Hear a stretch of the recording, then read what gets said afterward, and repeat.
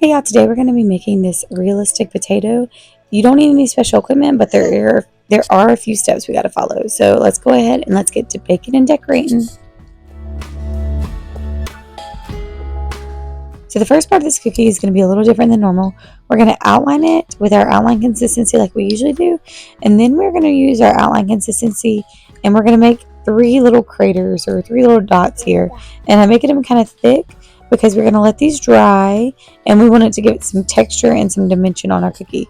So you're going to let them dry and then you're going to take your flood brown and you're going to flood it in on the potato. But when you get to your little dots that you put in, you're not really going to do it all the way on top. You're going to use a scribe tool or a toothpick or something to help you roll it over those dots so that way it's still higher than the rest of the flood. And it's not just the same level as the flood again. If you flood it over right on top, it'll be the same level and it'll defeat the purpose of making these little bumps. So we're using these ridges to kind of be like the eyes of the potato here.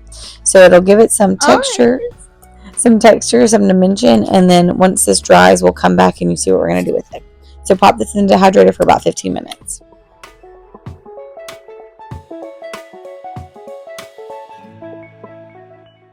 This next part, you're going to take your scribe tool and we are just going to break open those little eyes of the potato we made earlier, okay? So we're digging out divots and holes, and this just ensures that using the thicker consistency and giving it that dimension already, make sure that when we dig it out, we're not going to hit the bottom of the cookie and it's not going to be bare. It's still going to be brown and match the rest of the potato. So I'm going to do those for all the potatoes, and then I'm going to let this sit overnight to make sure the icing is nice and hard.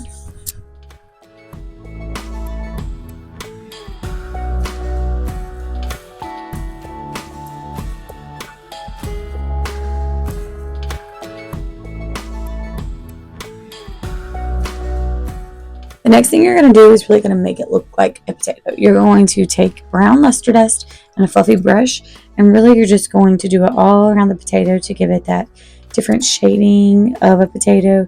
You're going to shade in the little eyes or holes that we made there to really make it look like a realistic potato.